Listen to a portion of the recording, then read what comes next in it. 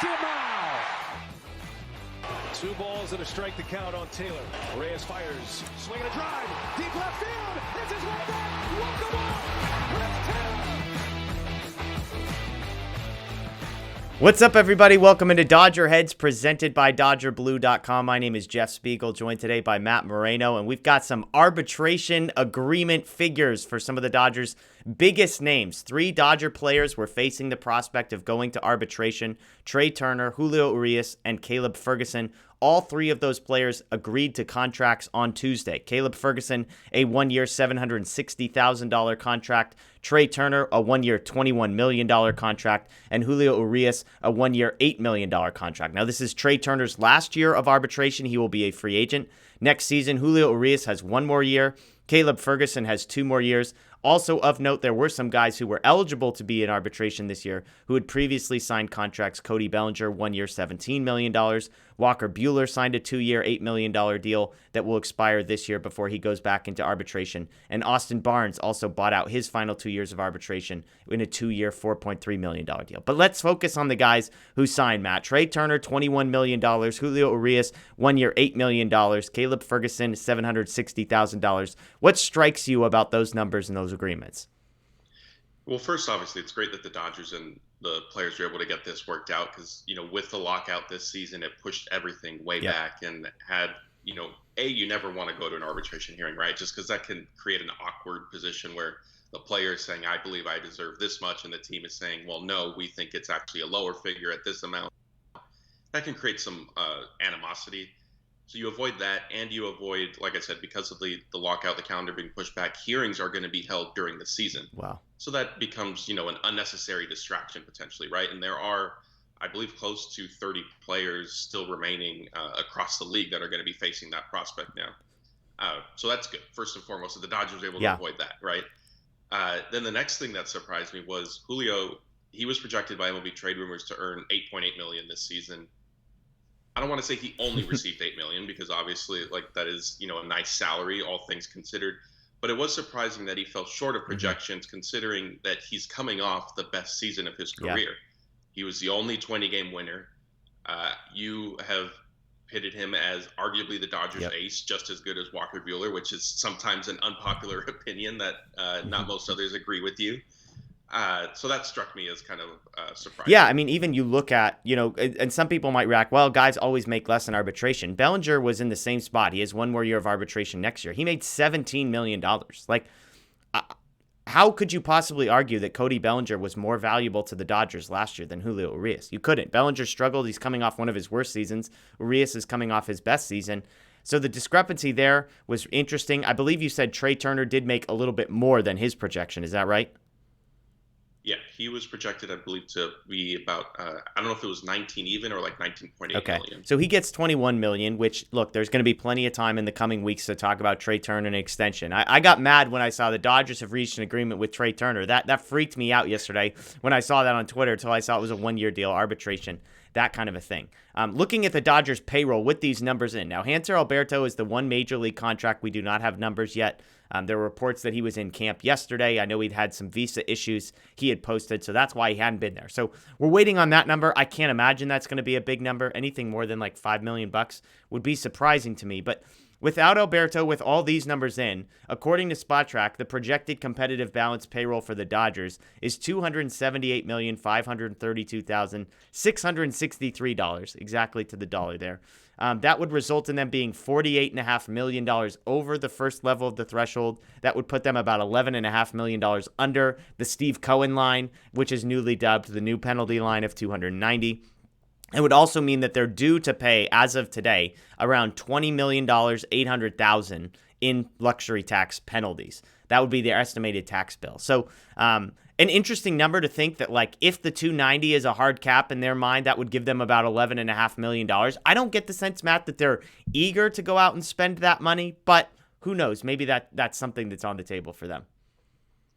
Yeah, I agree with you. And maybe it's just, kind of timing, and if they feel like they have to exceed it to get kind of the missing piece that may push them to a World Series. And, I don't think they would necessarily hesitate at the trade deadline per se. But, with the whole Kenley Jansen scenario, reports were the Dodgers had interest in bringing him back. They even were they had had a 2-year contract ready for him. What the amount that would have been is unclear. However, what has sort of been intimated by Kenley and sourced, if you will, is that the Dodgers first wanted to shed some salary. Partly because, re-signing Kenley was going to come after they finalized their contract with Freddie Freeman. Obviously, their payroll keeps inching closer and closer to the $290 million threshold. So I guess I won't say that they definitively don't want to go over it, but I think they're certainly mindful of it. Yeah, and basically the reports that I read were, once Freddie Freeman signed, it complicated things because the Dodgers were not interested in going way too high. So then it was like, all right, Kenley, we're still interested, but we've got to make some moves first. Kenley had an ultimatum from the Braves. He decided to take that.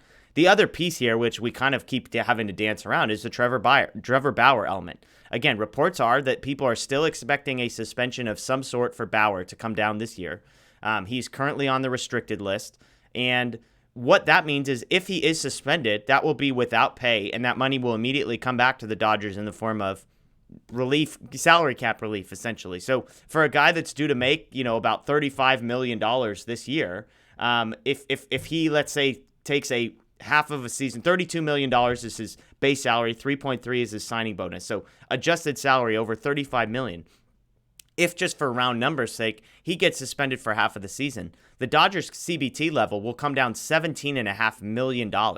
So there's your Kenley Jansen, $16 million right there. I know people are saying, well, what about a guy like Craig Kimbrel who's got the same contract? Would they consider trading for him? But it's just something to consider. I think they were hoping to have had clarity on the Trevor Bauer situation. They have not gotten that. I think there's still a court date that they're waiting for to sort of some information that they're going to try and get, that kind of a thing. So there's a lot of moving pieces, but I think the short version is I'm expecting this to be the opening day 40-man roster.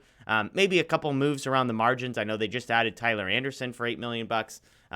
So I think they've kind of done what they're planning to do on the starting pitching front. Obviously, a trade is always a possibility. But for me, Matt, I'll say I do not expect any free agent signings greater than $5 million from here on out. Do you agree with that? Yeah, definitely. I think at this point it would be more organizational depth. Like, they just signed Kevin Pillar this week. I think we might see maybe more moves like that. But if there is anything significant, I think it would be more of the Dodgers shedding salary. Like we've said, AJ Pollock to me has been kind of a prime candidate. Maybe somehow they decide or are able to move off David Price, who's in the final year of his contract. But yeah, I don't see them adding, anything significant right now. And like we've touched on, they have the depth to begin the season. They're at least at worst, they're the favorites in the NL West right now. So, even with some of the question marks at the back end of the starting rotation, you have enough to get to July when you can sort of reevaluate, where is Dustin May? How has Tony Gonsolin performed? And then address your needs at that point. Absolutely. Let me clean this up real quick with some contract notes for people that are interested. Next year, Matt Beatty, Tony Gonsolin, Brusdar Graterol, Dustin May, Edwin Rios, and Will Smith all start in arbitration. As I said, Caleb Ferguson has 2 more years. Bellinger and Urias both have 1 more year. Buehler also has 2 more years as well. Free agents next year, David Price, Clayton Kershaw, Trey Turner, Andrew Heaney, Tyler Anderson, Tommy Kahnle, Austin Barnes, AJ Pollock has a player option. I think most people expect him to opt out of.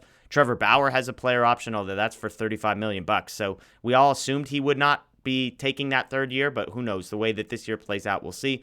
Justin Turner, Max Muncy, Danny Duffy, Jimmy Nelson, and Blake Treinen all have club options at pretty reasonable numbers. And so it seems like those guys could be back, all things considered. So there you go. Dodgers getting their books in order, getting ready for the 2022 season. Trey Turner, Julio Urias, Caleb Ferguson avoid arbitration, agreed to 1-year deals with the Dodgers. That's Matt Moreno. My name is Jeff Spiegel. As always, we appreciate you watching.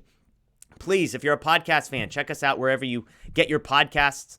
Dodger Heads, we are now officially live. We released our first 2 episodes in the past couple weeks. We'll be putting out content every week in that feed, so you want to check that out. And of course, for short videos like this, quick updates, make sure you subscribe, ring the notification bell here on YouTube. We appreciate you joining us as we march towards the opening day of 2022. We'll see you soon.